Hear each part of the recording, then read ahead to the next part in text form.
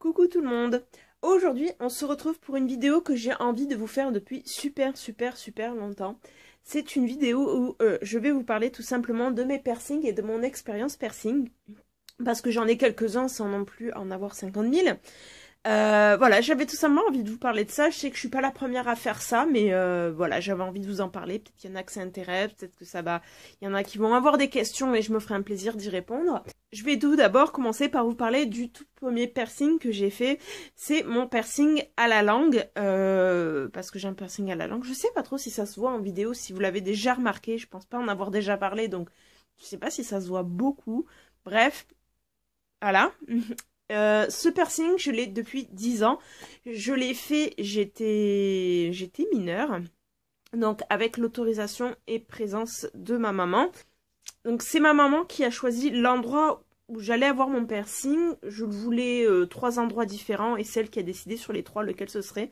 Et elle a choisi pour elle celui qui lui paraissait être le plus discret. Donc à savoir que je voulais soit le piercing industriel à l'oreille, le labré ou la langue, et elle a jugé que ce serait la langue qui, à mon âge, passerait pour le piercing le plus discret, et effectivement, c'est discret sans l'être, on va dire, parce que ça se remarque assez facilement en fonction du bijou qu'on a.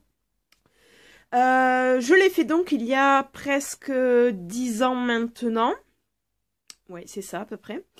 9-10 ans, à peu près, je ne me rappelle plus exactement la période où je l'ai faite, où je l'ai fait.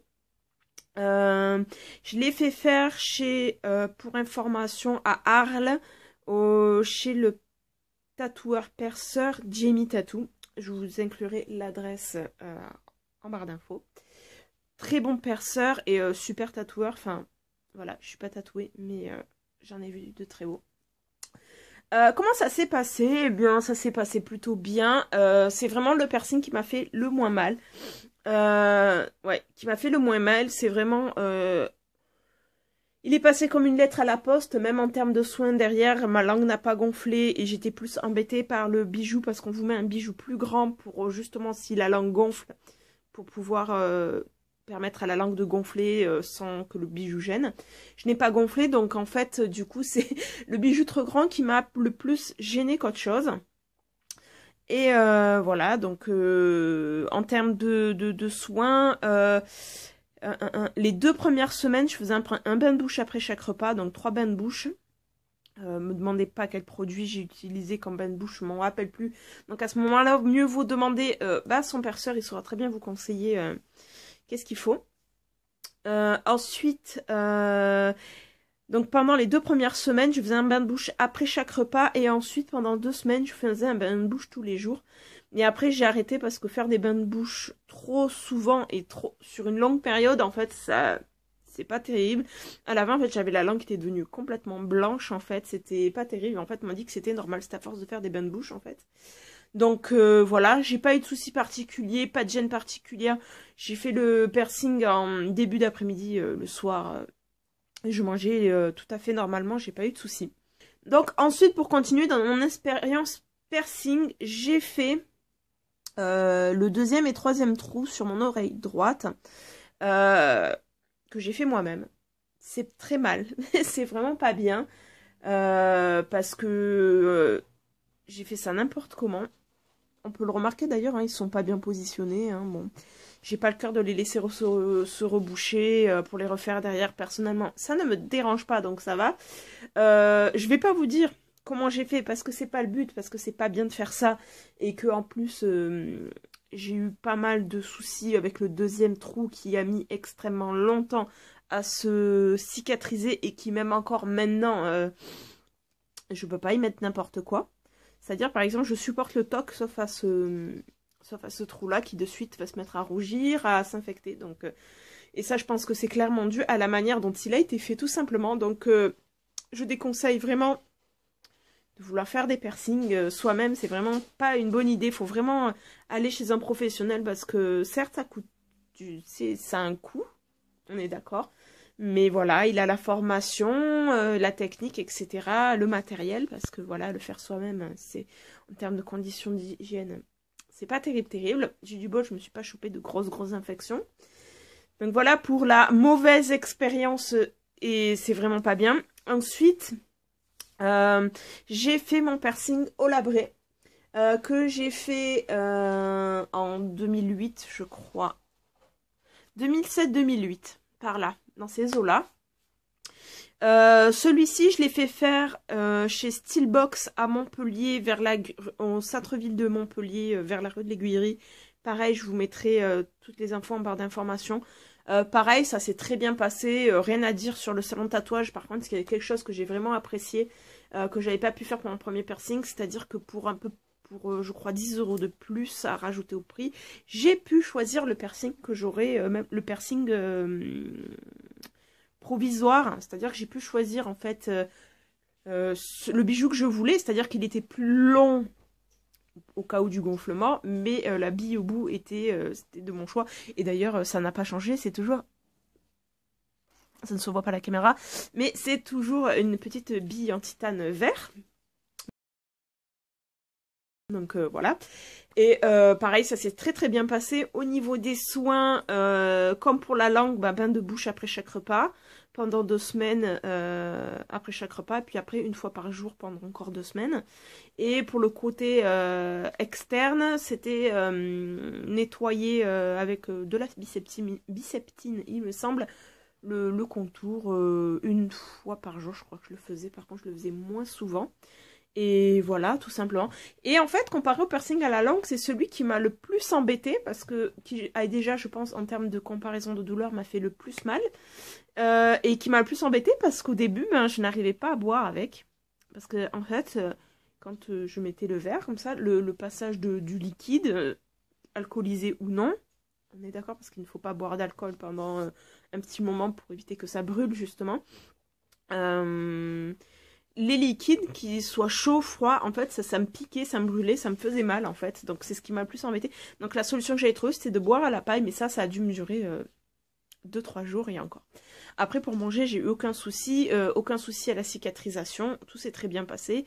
Et voilà, il est toujours là et je ne compte vraiment pas l'enlever. Après, pour ce qui est de parler on entend souvent dire oui, mais les piercings au niveau de la bouche, ça abîme les dents, ça abîme les gencives. Eh bien, moi qui ai mes piercings depuis maintenant un bon bout de temps maintenant, non, je pense que c'est un peu de la... c'est pas tout à fait vrai, en fait. Il y a une part de vrai. Alors, déjà, jouer avec ses piercings, c'est une très mauvaise idée. Ensuite, le choix des bijoux, je pense qu'il y fait pour beaucoup. Par exemple, moi, à la langue, je n'ai que la tige qui est en titane et les boules, les billes sont en acrylique, je crois. Oui, les boules sont en acrylique. Et pour ce qui est du mon piercing au labré, la tige est en acrylique et la bille est en titane. Et voilà, et ça n'abîme pas. Enfin, moi je vois les gencives, mes gencives sont tout ce qu'il y a de plus, enfin, ils sont pas abîmés. Je suis allée plein de fois au dentiste depuis, donc quand je vais au dentiste, je les enlève parce que je sais que ça peut gêner le dentiste dans son travail. Mais jamais il m'a dit, ah là là, qu'est-ce qui vous arrive? Vous avez les dents abîmées, les gencives abîmées. Donc il n'y a jamais eu de remarques sur ce sujet-là, alors que mes piercings, je les ai depuis pas mal de temps maintenant. Donc j'ai pas eu de soucis particuliers. Voilà, je pense que c'est vraiment un côté de ne pas jouer avec et le choix des matériaux du piercing, en fait. Je pense qu'il faut éviter tout ce qui est titane, tout ce qui est susceptible de frotter sur les dents ou les gencives. Il faut éviter le titane parce que c'est vraiment une matière dure. Et par exemple, ça m'est arrivé par exemple de mordre le bijou et je peux vous dire que mordre une bille en acrylique, hein, ça passe beaucoup mieux que mordre une bille en titane. Croyez-moi. Parce que c'est un coup à se démolir les dents avec une bille en titane, ça fait extrêmement mal. Ensuite, pour mon expérience, que dire de plus? J'ai aussi un écarteur ici. Voilà. Voilà, ici à l'oreille. C'est on va dire, le dernier parce que j'ai commencé à écarter le lobe de mon oreille il y a pas très longtemps, enfin il y a un an ou deux à peu près. C'est assez long en fait parce que chaque phase en fait il faut attendre un certain temps que la peau ait bien récupéré son élasticité pour passer à la phase du dessus. Donc moi actuellement je suis en 10 mm. Ça s'est plutôt bien passé dans l'ensemble. Il y a eu des phases qui se sont plus ou moins bien faites. Par exemple, je suis passée, donc, de base, j'avais le trou qui était écarté à la grosseur d'un piercing, à peu près, d'un piercing à la langue. Donc, je crois que c'est 1,5 mm, un truc comme ça, dans ces eaux-là. Donc, je suis passée à 2 mm, ensuite à 3. Et en fait, le pire passage, ça a été le passage du 3 au 4, où j'ai eu une petite infection qui, avec des soins, s'est résorbée très très facilement. Mais voilà, il a fallu que j'ai des soins et je sais pas trop pourquoi. Est-ce que j'y suis... Enfin, et le truc, c'est que c'est pas venu de suite, en fait. C'est arrivé un petit peu après, au bout d'une semaine, en fait. Donc, j'ai pas trop compris pourquoi, etc. Et ensuite, tous les passages sont bien faits. Et au final, là, pour le moment, celui qui m'embête un petit peu, bah, c'est le dernier passage, donc du 8 au 10 mm. Je l'ai fait progressivement. Hein, je suis pas passée de 8 à 10 d'un coup. En fait, j'avais un mois pour faire... et vous avez plusieurs... type de bijoux pour pouvoir écarter les lobes, en fait. Vous avez ce qu'on appelle l'expander, donc c'est, si vous en avez déjà vu, c'est l'espèce de pic. Je vous inclurai une photo, comme ça vous verrez un peu à quoi ça ressemble. Mais moi je préfère utiliser en fait les spirales. Je trouve que déjà à porter c'était beaucoup plus joli, esthétique déjà, parce que moi j'arrêtais pas la nuit de me piquer le cou avec l'expander, je trouve ça très désagréable. Et je trouve que en fait, la spirale permettait plus facilement de passer progressivement pour atteindre la dimension, la taille voulue. Et en fait, ce passage-là, je l'ai fait en novembre, donc ça fait maintenant quelques mois. Et en fait, c'est maintenant qu'il commence à me poser souci. Et en fait, je pense que c'est le choix du bijou que j'ai fait qui est pas terrible. Donc normalement, j'en ai commandé d'autres. Et en fait, c'est parce que bah, pour le nettoyer, je suis obligée de l'enlever à chaque fois. Ce qui est pas terrible parce que je pense que pour le bijou choisi mon lobe est peut-être un peu gros et en fait ben, de temps en temps il faut le nettoyer, donc moi j'utilise tout simplement un coton-tige avec du sérum physiologique. Le problème c'est que je n'arrive pas à bien passer le coton entre l'écarteur et mon lobe en fait, et du coup en fait mon souci actuel c'est que j'ai une irritation. Ça se voit pas en fait, ça ne me gêne pas plus que ça, mais c'est irrité, donc du coup j'ai beaucoup de lymphe. Voilà, donc je pense qu'avec les nouveaux bijoux que j'ai choisis, ça va se passer beaucoup plus, parce que j'ai choisi un tube en silicone souple, donc du coup je pourrais beaucoup plus facilement aller nettoyer. Je pense que ça va aller tout seul. Quant à mes choix de piercing, pourquoi, comment, ils n'ont pas pour moi personnellement une signification particulière. C'était juste que j'en avais très très envie parce que je trouvais ça joli. Oui, moi je trouve ça joli jusqu'à une certaine mesure, c'est-à-dire que actuellement, voilà, là j'ai 3 trous à l'oreille droite, je n'ai qu'un écarteur à l'oreille gauche. Je ne compte pas je ne compte pas en faire plus en fait. Je trouve que voilà, pour des raisons professionnelles aussi, plus ce serait trop en fait. Faut pas oublier que même si on n'a pas le droit de refuser d'embaucher quelqu'un parce qu'il a des piercings, on trouvera une autre raison pour pas vous embaucher. Donc malheureusement on en est encore là, hein. Faut pas nier, hein, je pense que c'est une réalité. Et je pense que voilà, c'est quelque chose qui est bien accepté, mais dans une certaine mesure. Plus je suis dans un métier où voilà, je peux être amenée à travailler avec des personnes âgées, et c'est les personnes avec qui les piercings, ça passe pas forcément mieux, on va dire. C'est les personnes qui ont plus, on va dire, de mal, parce que c'est pas de leur génération, donc ça les surprend, et que c'est pour eux encore avec une connotation pas très bonne, qui n'est pas vraie, mais voilà, c'est pas... Donc voilà, je pense qu'il faut savoir rester raisonnable.